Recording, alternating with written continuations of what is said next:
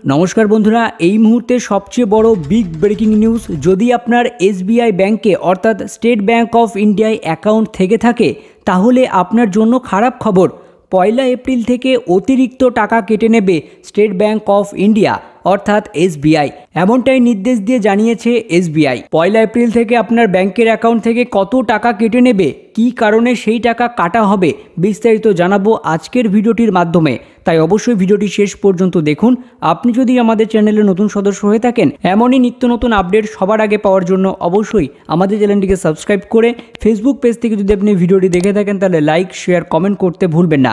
আসুন শুরু করি। দেশের বৃহত্তম ব্যাংক হিসাবে যার নাম তালিকায় প্রথমে রয়েছে তা হলো state bank of India SBI. বর্তমানে এই ব্যাংকের গ্রাহকের সংখ্যা প্রায় 44 কোটির বেশি, যে কারণে এই ব্যাংকের তরফ থেকে কোনো পরিবর্তন আনলেই দেশের সবচেয়ে বেশি সংখ্যক গ্রাহকের ওপর প্রভাব পড়বে। ঠিক সেই রকমই এবার স্টেট ব্যাংক অফ ইন্ডিয়ার 44 কোটির বেশি গ্রাহকদের ডেবিট কার্ডের খরচ বাড়তে চলেছে।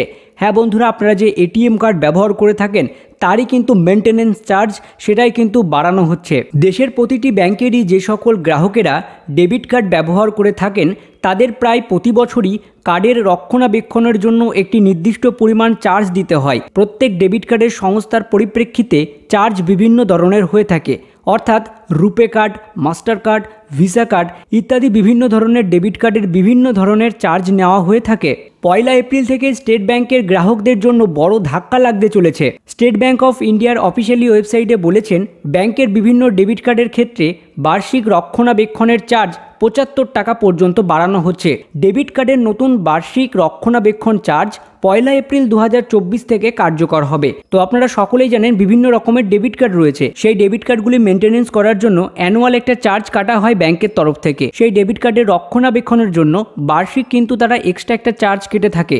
যেমন আপনার যদি ক্লাসিক, সিলভার এবং কন্ট্যাক্টলেস ডেবিট কার্ড হয়ে থাকে তাহলে বর্তমানে কিন্তু 125 টাকা করে কাটা হয়ে থাকে, কিন্তু 1 এপ্রিল থেকে সেটা 200 টাকা অর্থাৎ 75 টাকা বাড়িয়ে 200 টাকা প্লাস জিএসটি সেইটা কিন্তু কাটা হবে। সংশোধিত নতুন চার্জ আপনারা দেখতে পাচ্ছেন 200 টাকা করে কিন্তু এবার কাটা হবে। যেটা 125 টাকা করে কাটা হতো সেটা 200 টাকা প্লাস জিএসটি কিন্তু নেওয়া হবে। এবার আপনার যদি যুব, গোল্ডেন, কম্বো ডেবিট কার্ড, মাই কার্ড অর্থাৎ ইমেজ কার্ড থেকে থাকে, এই সমস্ত কার্ডের জন্য বর্তমানে কিন্তু 175 টাকা করে কাটছিল অ্যানুয়াল চার্জ, যা কিন্তু 75 টাকা বেড়ে 250 টাকা প্লাস জিএসটি 1 এপ্রিল থেকে কিন্তু কাটবে।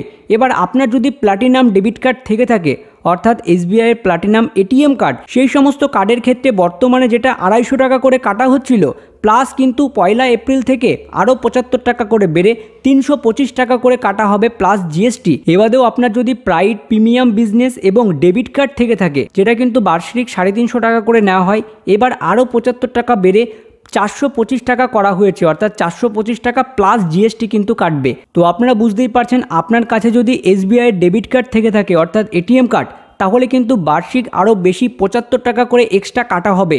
অর্থাৎ যে সমস্ত কার্ডে বার্ষিক আয় যেরকম কাটছিল তার থেকে বেশি আরও 75 টাকা করে কাটা হবে 1 এপ্রিল থেকে। তো আপনারা বুঝতেই পারছেন, নির্ধারিত চার্জের থেকে 75 টাকা বেশি কাটবে এসবিআই ব্যাংক।